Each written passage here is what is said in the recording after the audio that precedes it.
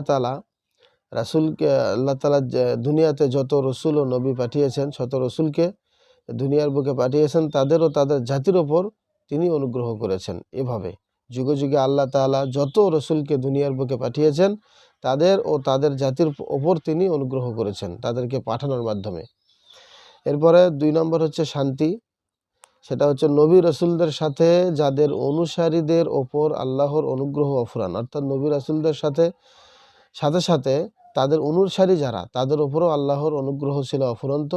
তবে অবাধ্যতায় লিপ্ত হলে আল্লাহর শাস্তি ছিল বড়ই ভয়ানক।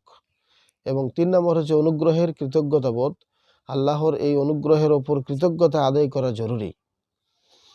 আর অকৃতজ্ঞতা আদায় করতে হবে, আর কৃতজ্ঞতা যেটা, এটা আদায় করতে হবে তার আদেশ নিষেধ যথাযথভাবে পালন করার মাধ্যমে। এবার জানবো এই সূরাটির ফজিলত। এই সূরাটির ফজিলত হলো সুনানে তিরমিজি 2920 এবং সুনানে নাসাইর 2349 নম্বর হাদিস। হাদিসটি হাসান। আয়েশা সিদ্দিকা রাদিয়াল্লাহু তাআলা আনহা থেকে বর্ণিত, তিনি বলেন, নবী সাল্লাল্লাহু আলাইহি ওয়াসাল্লাম সূরা বানী ইসরাঈল এবং সূরা জুমার না পড়ে তিনি ঘুমাতেন না। অর্থাৎ ঘুমানোর আগে বিশ্বনবী সূরা বানী ইসরাঈল এবং সূরা জুমার তেলাওয়াত করে পরে ঘুমাতেন।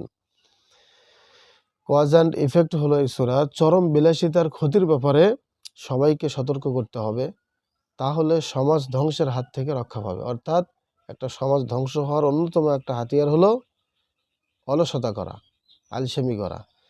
এই সূরার সেন্ট্রাল থিম হলো মূল্যবোধ সৃষ্টিতে ওহীর ভূমিকা ও বাস্তব জীবনে এর প্রতিফলন।